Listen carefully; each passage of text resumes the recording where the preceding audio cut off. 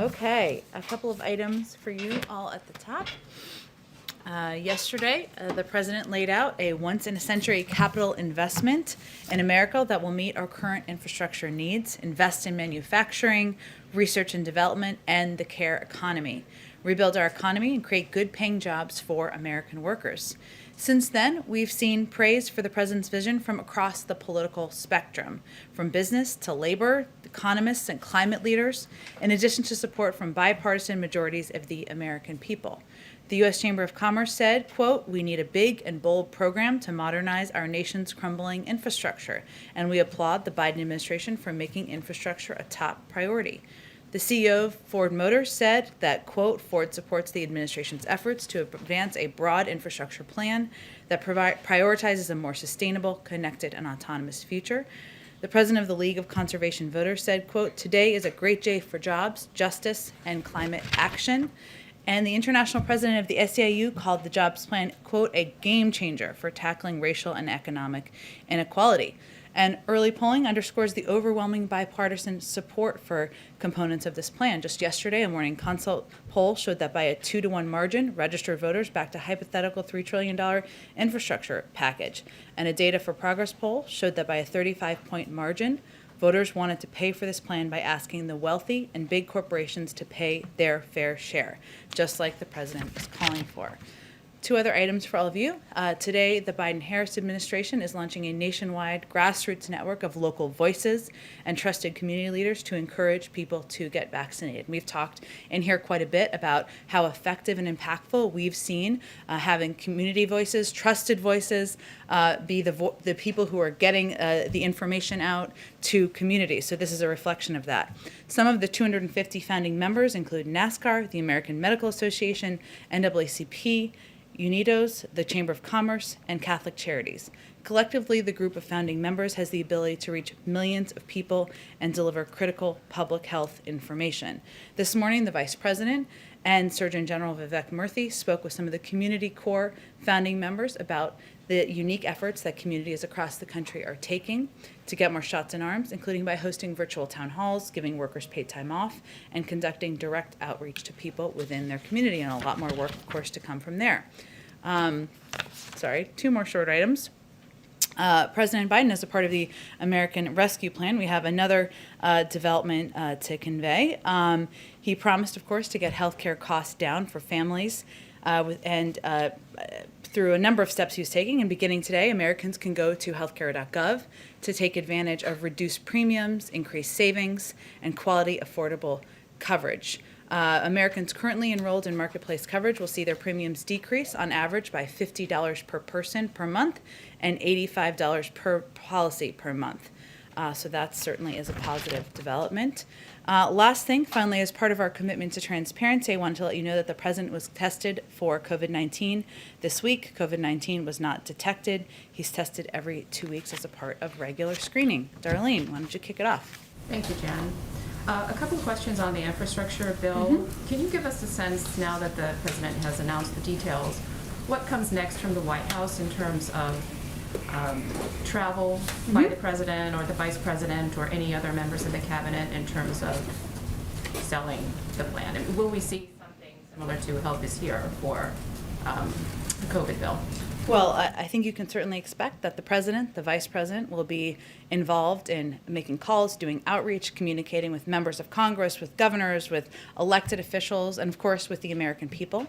I will say the piece that's slightly different, or in addition to, is what the president announced at the cabinet meeting, which is that he has asked some key members of his cabinet to serve in a jobs cabinet, to be front and center voices engaging with members of Congress, with leadership in Congress, with governors, with elected officials, with the American public through media and through other direct communications, also traveling around the country to communicate about this plan that he's proposed. So that's another piece of it that you will see grow over the coming weeks. And former President Donald Trump says that the tax increases that are in the corporate tax increases that are in the plan will shift more companies and jobs overseas, and that China will be the big winner there. it also depends on getting countries to stop a race to the bottom on corporate taxes, and we're just wondering, how do you get those other countries to go along with that idea of, not racing to the bottom on corporate taxes? Well, we have a little chart. Maybe we can pull up on the screen here. Hopefully, we'll cue it to come up just to show. Was it up before? Well, we'll bring it up again because it's a relevant one for people to take a look at. That just shows the journey of corporate tax rates over the course of the last several decades. The fact is, the corporate tax rate at 21% is lower than it has ever been in the past. What we're talking about is raising it to 28%, which is lower than it's been in the past several decades for most of that period of time. And it goes back to a rate that was the case during part of the Bush administration. See, as you can see here. Now, during the 60s, it was up over 50%. Obviously, that's incredibly high. And it's gone down progressively. And it was in the mid-30s, as you can see, through about 2015 or right before then. And then it went dramatically down. What we're talking about is just raising it to a rate that is lower than it has been through the vast majority of time over the last 70 years. And we think that's an incredibly reasonable proposal. I will say that in the wake of the 2017 tax giveaway to corporate America, I should say, 91 of the Fortune 500 companies paid no federal taxes. Zero federal taxes. That is not something that the American people believe is fair, that we believe is fair. And what we're talking about here is making adjustments to the tax code to make it more fair, to invest in our infrastructure, invest in American workers, so that we can be more competitive over the long term. And then lastly, earlier today in Kentucky, Senator McConnell was talking and said that the package, quote, is not going to get support from our side. He opposes the undoing of the 2017 tax cuts and said that, quote, I'm going to fight them every step of the way. So how do you respond? I think there's some more questions to be asked. Does he disagree that our nation's infrastructure is outdated and needs repair? Does he disagree that we need to do more to put American workers back to work and to invest in industries that have growth potential over the long term? Does he disagree that 1/3 of the country who doesn't have broadband access should have access to broadband? There are a lot of areas where there is agreement with across the political spectrum, from investment in infrastructure, doing more to be competitive with China. And what we're really talking about here is how to pay for it. And so what we're looking for is proposals of alternatives. If you don't want to raise the corporate tax rate still lower than it's been over the last 70 years and across decades, if you don't want to do that, if you don't want to put in place a global minimum tax, what are the alternatives? We're happy to hear those proposals. Go ahead. Thanks, Jen. Yesterday, when President Biden spoke about corporate taxes, he specifically named Amazon out of the kind of Fortune 500 companies that have paid zero federal taxes. Why did he just name Amazon?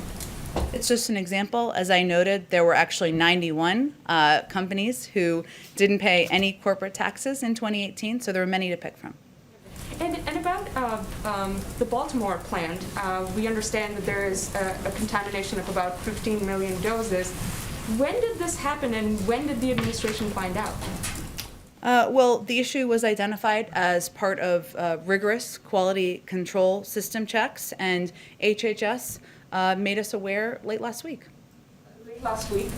And so we understand that this supply is headed to Europe and not for the United States.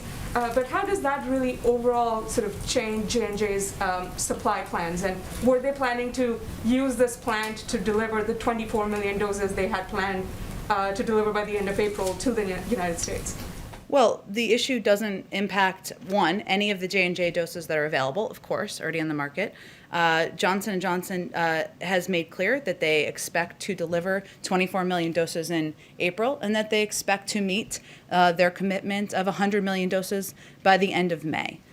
So we are looking forward to that. Obviously, these are doses that the U.S. government has purchased, but we also have plenty of doses from Pfizer and Moderna regardless. So there is no supply disruption caused by the Baltimore plant for U.S. supply going forward? For U.S. supply, for the supply that we are anticipating through the course of May, we have been assured that that they expect to meet those deadlines. And one more about Hong Kong. As you're aware, there were 7 pro-democracy veterans who were advocates, pro-democracy advocates, who were arrested yesterday. And this is obviously, a continuation of Beijing trying to quash pro-democracy protests in the country. Do you have a comment? Is the administration monitoring that situation even now? We certainly are. Today's politically motivated convictions in Hong Kong of 7 pro-democracy activists once again shows the degree to which Beijing seeks to crush all forms of peaceful dissent in the city.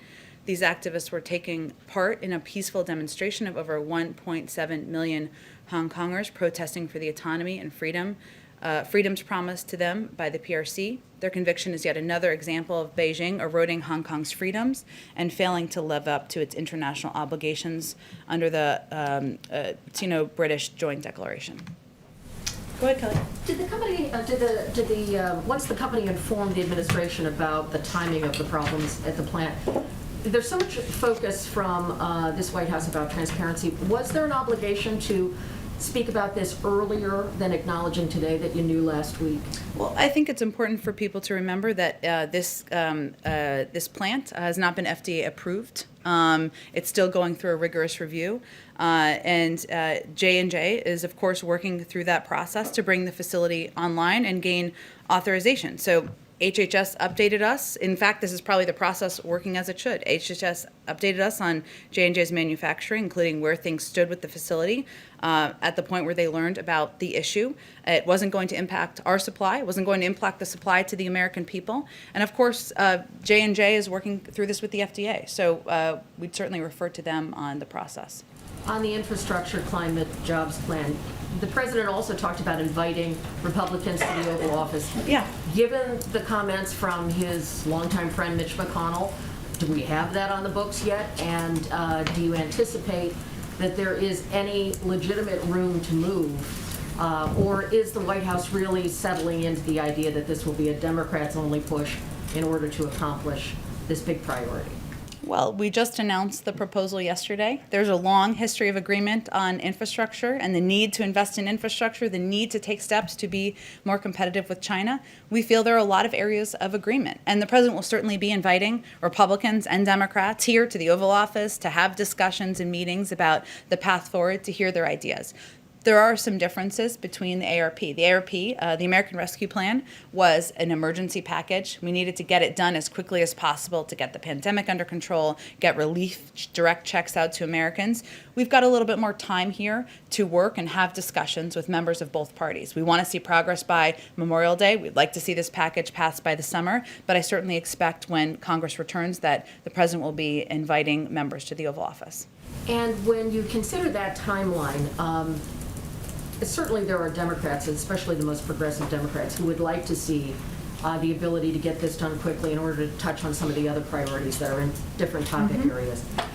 Is there a real sense, though, that you can work with Republicans when the leader says there will be no support, when the House Republican leader, Kevin McCarthy, says we love infrastructure, but we don't like this tax idea? Is there any room left? I think that's a question for them. They support investment in infrastructure, right? They believe we need to do more to compete with China. Maybe they don't believe we should pay for it. If so, they should say that. Maybe they have different alternative ideas. There have been some proposals out there about user fees or gas taxes, essentially. We don't agree with that. We don't believe that the cost should be on the backs of the American people. We believe that corporations should be able to bear the brunt for investing in America's workers. But they can come forward with their ideas. We believe we can start from a place where we agree. And given that the COVID economy has been hard on so many businesses, is this the time to try to increase taxes when they are not really out of the COVID slide of the economic impact of the pandemic? Well, what we're talking about here, that's exactly why we shouldn't be increasing taxes on the American people, on people making less than $400,000 a year, why we shouldn't be putting in place user fees, because people are still trying to get through this period of time. Corporations who have had their tax rate lowered to 21%, lower by a great margin than it's been ever in history, corporations that didn't pay any taxes in 2018, we think they can afford to help rebuild our workforce, help invest in industries of the future, and make sure our infrastructure makes us competitive with China. Go ahead, Peter. Thank you, Jen. You just repeated what the president was talking about yesterday. You want corporations to bear the brunt of the $2.25 trillion over 8 years, but there are these calculations now that the corporate tax hike is not going to raise that much until 2036. So I'm curious where the rest of the money comes from. Well, as was outlined in detail in our plan, we're talking about paying for an 8-year investment over the course of 15 years. And that, given that the investments are short-term investments, investments that are temporary, we actually would more than make up for the cost of these investments over time. And one of the most colorful examples that the president used yesterday, he asked if people remembered a bridge going down, but only 5% of the spending in this package goes towards roads and bridges, and I'm curious why that number is so low and something that is being sold as an infrastructure package. We're actually selling it as a once-in-a-century or once-in-a-generation investment in partly our infrastructure, but partly industries of the future, American workers and the workforce. And there are areas like broadband, which maybe is not a physical bridge, but 1/3 of the country doesn't have access to broadband. So that impacts workers who have been working from home, kids who are trying to learn at home, parts of the country where they can't have jobs, where they're working remotely. We feel that that is an area where we can improve, expand access, and as a result, be more competitive with the country, with other countries, I should say. And then on immigration, has the White House considered beefing up border security now that there is video of a 3-year-old and a 5-year-old being thrown over the wall in New Mexico? Beefing up border security. There's video now of a 3-year-old and a 5-year-old. I've seen the video, and I think any of us who saw the video were incredibly alarmed by the steps of smugglers, ones that we have been quite familiar with, that we've spoken out about our concerns about. As Secretary Mayorkas said, the inhumane way smugglers abuse children while profiting off parents' desperation is criminal and morally reprehensible. The president certainly agrees with that. And these kids, I believe, were rescued by individuals who are working at the border. Yes, but they still got close enough, as you guys are talking about addressing root causes in the region, for a smuggler to throw them over a wall into the desert. And I'm just curious what the White House is doing to stop that from happening. And are you concerned more about the kids' safety, or are you concerned about kids getting in, or tell me more about your concern here? Kids' safety is, as you just mentioned, the main concern. Well, of course it is, which is why I'm often surprised by some of the line of questioning in here. But I will say that our concern and our focus is on sending a clear message to the region that this is not the time to come. You should not send your kids on this treacherous journey, that these smugglers are preying on vulnerabilities in these communities. There's a lot of issues and steps we need to take to address root causes. So of course our concern is for the safety of these kids. These Border Patrol agents who save these kids deserve our thanks and our gratitude for ensuring their safety. Go ahead. Thank you. It's not just Leader McConnell, of course, and Republicans who are taking issue with some of this plan. We've seen some Democrats also voicing some concerns. So what is the president's message to these progressive members who say this plan doesn't go far enough? Well, I think we would say this is a 2-part proposal. One, it's an enormous investment in our infrastructure, in our roads, our railways, our bridges, our broadband, our waterways, and ensuring people have access to clean water.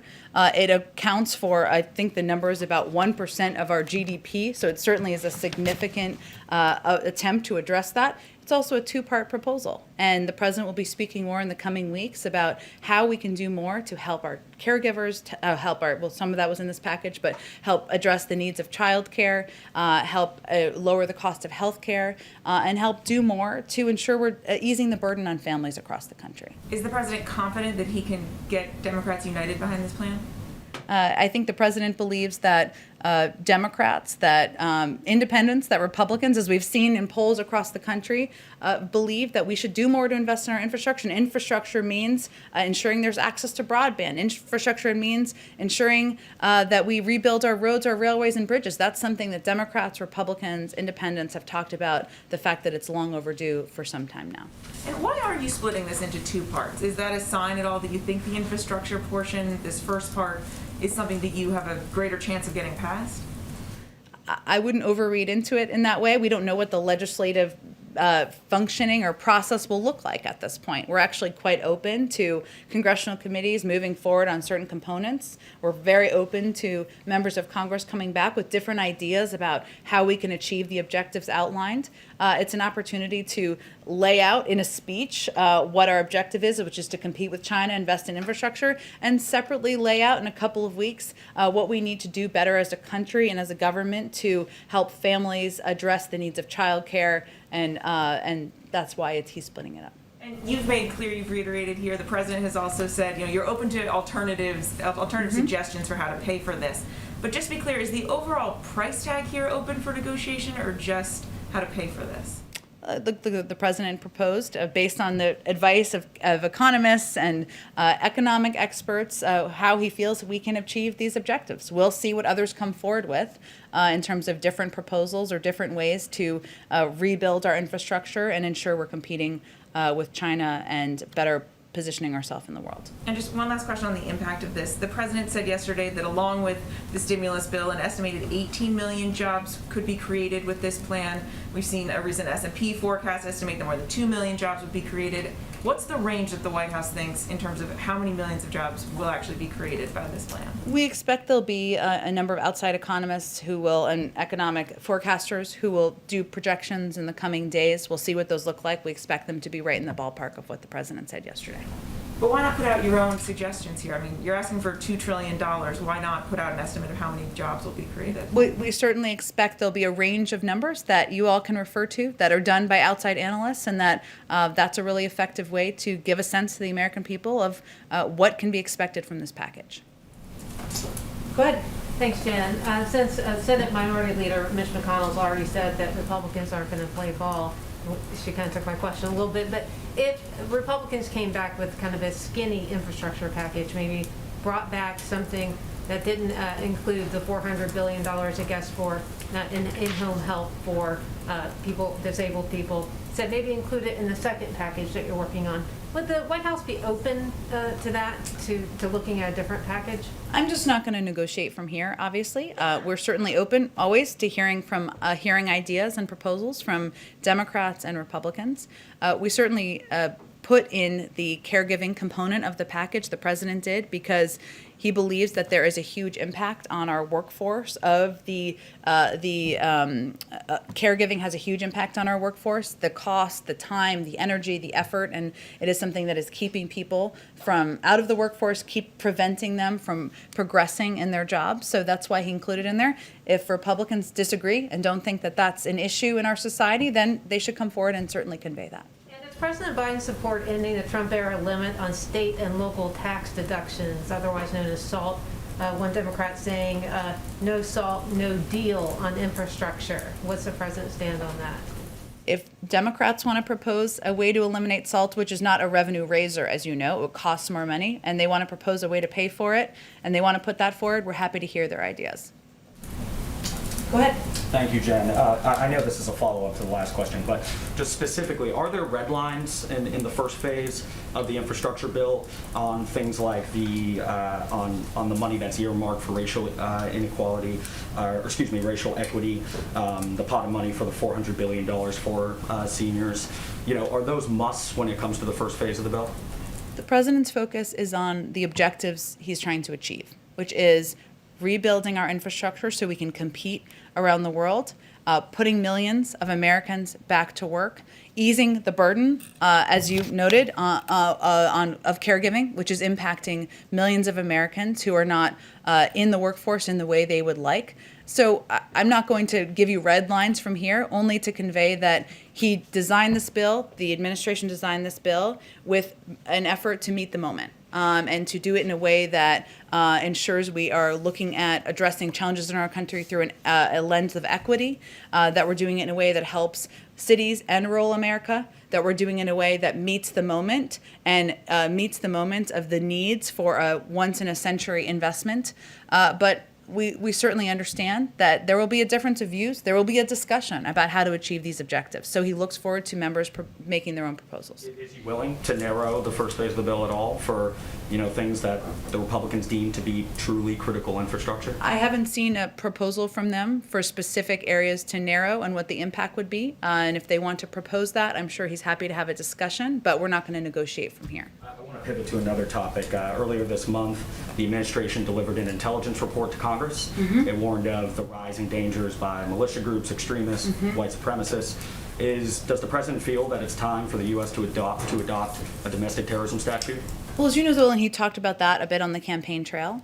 What he has asked his administration to do is do a 100-day review on domestic violent extremism, because there is such an expansive impact and threat around the country of domestic violent extremism.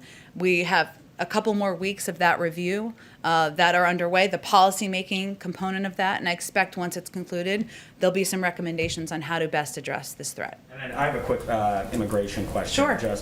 The administration has often cited that they continue to expel single adults, families, or intend to expel families back south across the border. I mean, those migrants are going to some of the same areas that they were returned to under MPP as well. The administration unwound MPP and criticized it pretty sharply. And CDC officials have also reportedly opposed Title 42 when it was implemented by the Trump administration. So how does the continued use of that rule square with President Biden's campaign pledge to restore asylum at the border? And secondly, what is the CDC assessing when it comes to deciding when to lift that order? Well, first, we're still in the middle of a public health crisis. There's 1,000 people a day approximately dying of COVID-19 still. And of course, the CDC and others, and I would defer to them on what their criteria are and their timeline, but they look at that and, of course, the impact. So I don't anticipate any near-term change, but I would defer to them on their timeline. Go ahead.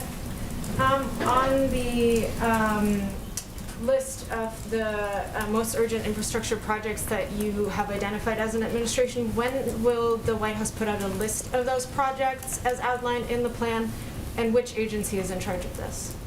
Well, there's a jobs cabinet and council, or jobs cabinet, I should call them, that will be playing a variety of roles, including in the internal policy development process, and engagement with Capitol Hill, engagement with governors, engagement with the American public. Once the bill passes, there'll be a competitive bidding process.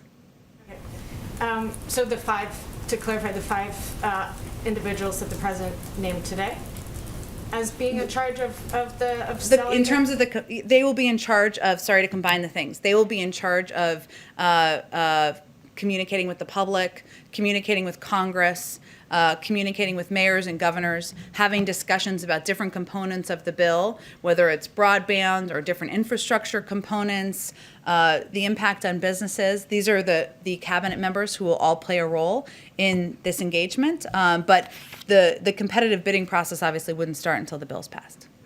Okay. On the president's budget or the discretionary guide, can you give us an update on why it's delayed? I think we expected it to be out today. I don't have any update on the timeline. I know it will be out soon, but I don't have any more specifics for you. And then one lastly, on the president's interview with ESPN last night, he was obviously very critical of the Texas Rangers reopening their stadium at full capacity in the middle of a pandemic. Apart from urging people to wear masks, wash their hands, socially distance, is the president planning to take any other measures to try to slow the pace of the reopening and engaging with governors, especially as we see a rise of cases in a number of states?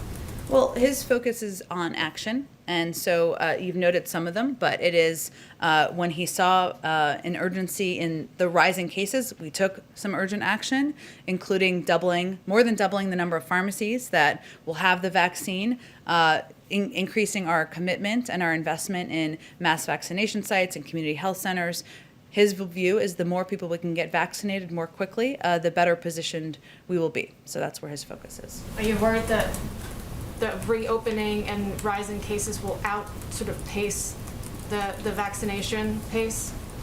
I would leave it to our health experts to make predictions of that kind. I would say that what we have control over here is how rapidly we can get the vaccine out, how many locations we can ensure the vaccine is available to the public in. We can continue to do more to meet people where they are. That's where our focus is. I'd also note that though some governors have rolled back public health guidelines, something obviously we wouldn't support given the public health guidelines are in place, a number of mayors, local elected officials, businesses have kept them in place even in a number of those states because it's not a political issue, and they have taken those steps in order to keep the people in their jurisdictions safe. Go ahead. Thanks, Jen. So during the campaign, the president signaled his support for expanding paid family and medical leave. I know the provision was enacted during the pandemic, expired, and paid leave wasn't in the stimulus package. Is paid leave something that the president will commit to including in the second part of his infrastructure proposal? Well, there's naturally still ongoing discussions about the final pieces of the package. He does believe that it is. He did include actually emergency paid leave in his rescue plan, so that component was included, and it was President Biden who signed into law this month an extension of a paid leave credit so that more families right now have access to paid leave. So those are all steps he's taken immediately, given his view that this is important to families across the country, especially as they're trying to make ends meet. And he's been clear about his support for permanent paid leave and paid and medical leave. But I don't have anything to predict for you in terms of the next package. And then on a different topic, the shooting in California is the latest in a series of several high-profile gun tragedies over the past few weeks. Is the president ready to start issuing executive orders? Well, first let me say that the disturbing news of gun violence in Orange, California, that resulted in the tragic loss of lives, innocent lives, last night is yet another example of senseless gun violence that occurs all too frequently and underscores the need for legislation to expand background checks, something that's worked its way through the House that the president certainly supports, to ban assault weapons and high-capacity magazines and remove liability protections for gun manufacturers. The president, there is an ongoing review of executive actions and something that he is certainly personally committed to, and hopefully we'll have more to say on that soon. Quick follow on that. It's my understanding that a number of gun violence prevention advocacy groups have requested a meeting with the president. Is that something that he is willing to do? Is he going to meet with them? And if so, do you have an idea of when that meeting might happen? I don't have any predictions for you in terms of a meeting. I will say that the president has worked hand in hand with a number of these groups for decades.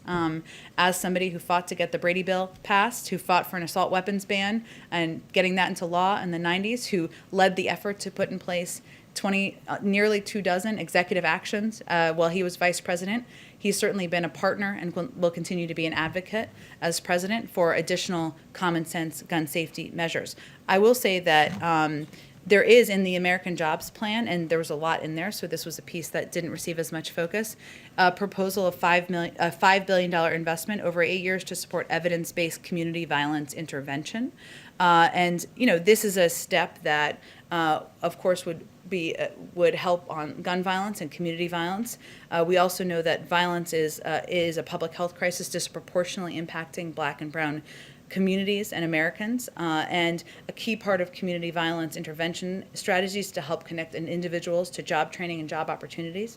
So it's part of his job effort, but certainly another effort that many of these gun safety organizations feel is important, addressing community violence in order to reduce that across the country. Go ahead. Just want to follow up on SALT. You're saying that if Democrats are able to negotiate something, they have to find the revenue somewhere else, because as you say, it's a revenue reducer that they need to balance the books some other way. Unless they think that a package doesn't need to be paid for, or that doesn't need to be paid for. So we're open to hearing ideas and proposals. I just think for clarity purposes, and a lot of people know, but eliminating SALT obviously is a revenue, not a revenue raiser, and it is something that either would have to be paid for or not. But our focus right now is on ensuring that we are getting relief to the broad swath of the American people who are most impacted by the downturn, the 10 million Americans out of work, people who are looking to be a part of growing industries of the future. But we understand that many Democrats, or some Democrats, I should say, are focused on that and interested in discussing it. We're happy to discuss it with them. So my colleagues at the Miami Herald have been talking with undocumented immigrants who have struggled in South Florida to get vaccinated because they don't have a driver's license or other federally issued ID. I know that the federal government doesn't always set those standards, but what can you do is there anything the administration can do to set guidelines or to advocate on their behalf? And are you concerned about undocumented immigrants not receiving the vaccine? Well, certainly, the more people who are vaccinated, whether they're undocumented or not, the safer we are as a country. And that's certainly the president's point of view. And as you noted, that is not our federal guidelines. I will have to check if there's anything we can specifically do in South Florida or parts of Florida where this is having an impact. And happy to follow up with you on it. Go ahead. President Biden earlier today just spoke to faith leaders and talked about how concerned he was that Americans are becoming too cavalier about safeguarding against COVID, and on top of that, issues around skepticism with the vaccine. And then we also have these variants. Is there some way that you can characterize how worried Americans should be right now about the severity of another COVID wave? Well, I'm not here to scare people. I think, though, we have been saying from the beginning that we need to be vigilant and that we are still at war with a pandemic. And that has been our consistent message from the federal government. One of the reasons why the president did the meeting with faith leaders today is that we've also seen that it is the most powerful voices, the most impactful voices in communities are those who are leaders in their community. Sometimes those are faith leaders, civic leaders, local doctors, and that's why a big part of our investment is, as we look to the next stage of this, which is a focus on vaccination, is in those communities. So I think that was the purpose of the meeting today. But I think, to be clear from here, we've seen progress around the country. We've seen, of course, the data of the number of people who are vaccinated, but we also need to remain vigilant, and that's why the president repeats that message at every opportunity. You said you're not here to scare people. It's been Biden's message. I will always be frank with people. And do you think that the administration is doing that right? Absolutely, we are conveying, and we've conveyed consistently, nearly at every opportunity, that we need to remain vigilant. People need to still wear masks. They need to social distance. They need to hand wash. That even as more people get vaccinated, even as people are vaccinated, if you get vaccinated with Pfizer, you get your first dose. 3 weeks later, you get your second dose, and it's not until 2 weeks after that it has the full impact. That's 5 weeks after the first dose. So even as more people are vaccinated, we need to remain vigilant. That's been our crystal clear message from the beginning, from this, and consistently, even as people have felt that we did not need to abide by the guidelines in some parts of the country. Go ahead. Thank you.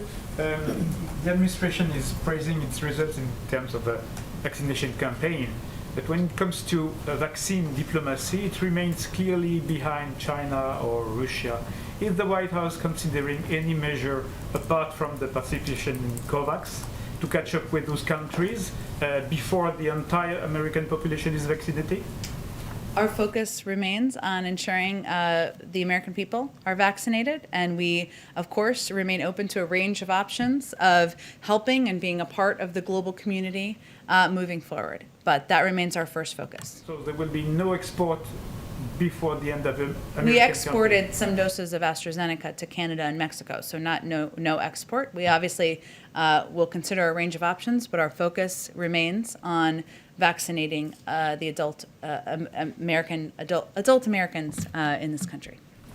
Go ahead. Thank you, Jen. We reported earlier today that Senator Joe Manchin has privately expressed to some co-sponsors of the Equality Act that he is not yet on board with voting for that legislation, which obviously makes his path to breaking the filibuster even more difficult. If that ends up happening, if it ends up being thwarted by the filibuster, has President Biden given any thought to considering support for the Fairness for All Act, which is being floated as sort of a compromise measure by moderate Republicans? I'd have to check with our legislative team on that. It's a great question. I can follow up with you after the briefing. Like sort of follow up. Go ahead. Because some community leaders that I've spoken with about the Fairness for All Act have pointed to specific carve-outs, like allowing some businesses with fewer than 15 employees to deny service to someone for being LGBT as being really tough pills to swallow. Would he commit, or could this administration commit at this point, to not signing legislation that would create carve-outs like that? I think the president supports the Equality Act. He's been clear about that. I don't think I'm going to get too far ahead down the rabbit hole of this while it's still being negotiated through Congress. Go ahead in the back. So thank you, Jen, by the way. The fourth key element in the American Jobs Plan is invest in R&D. And one of that in there is bringing critical supply chains back to the United States. What specific incentives is the administration going to give companies? Are we talking about tax breaks, direct payments, and then would there be disincentives, meaning tariffs put on items that are not brought back, or critical supply chains that are not brought back? It's a really great question. I know there's a supply chain kind of meeting coming up that is being hosted by our NAC director and our Jake Sullivan, who's our national security advisor, where I'm sure they'll discuss a range of issues. And I'm sure this will be a discussion with members of Congress as they're engaging with our jobs cabinet. So it sounds like there's more to discuss on this topic. So you don't know if it's tax incentives at this point? I'm sure I can get you more specifics on it after the briefing. One other subject. In Georgia, talking about the voting bill that was just signed from the governor, community organizers have threatened boycotts on big companies like Delta, Coca-Cola, Home Depot, in part from some of the information that's come from the president. In his last news conference, he said that the bill requires voting to end early at 5 p.m. And you've said, and some others said, that words matter. The bill actually standardizes voting hours by counties and adds Saturdays and Sundays voting, and it also allows extended hours from 7 a.m. to 7 p.m. So is there going to be a correction It issue? standardizes the ending of voting every day at 5, right? It just gives options? 7 to 7 is what It gives options to expand it, right? But it standardizes it at 5. It also makes it so that outside groups can't provide water or food to people in line, right? But the It makes it more difficult to absentee vote. Are those things all correct? Voting on the day of is 7 to 7, and early voting can standardize adding Saturday and Sunday. So my question is the tone going to change out of the White House? Or The tone for a bill that limits voting access and makes it more difficult for people to engage in voting in Georgia? No, that's actually not what the governor of Georgia has said. Well, I think that is not based in fact what the governor of Georgia has said. So no, our tone is not changing. We have concerns about the specific components of the package, including the fact that it makes it harder and more difficult for people to vote by limiting absentee options, by making it not viable, not possible for people to provide water to people who are in line, by not standardizing longer hours. So if you're making it harder to vote, no, we don't support that. Go ahead. Quick one. Is the president considering giving an address, a joint session of Congress near the 100-day mark? He is definitely considering giving a joint session address. I can't wait till we finally announce this because I know you all really want a date. We're working with leaders in Congress to finalize that. I just don't have a date quite yet for you. Gotcha. And then a quick follow-up. Why haven't refugee flights continued at this point? Last month, the president did announce that he intended to raise the refugee cap before the typical, end of the fiscal year where it traditionally happens. That hasn't seemed to happen yet. Why haven't those flights continued? He remains committed, but I don't have an update on the timing of the flights. Does it have anything to do with the fact that resources are going towards the border at this time, or? No, it's not related to that, no. Thank you, Jim. Thank you, everyone.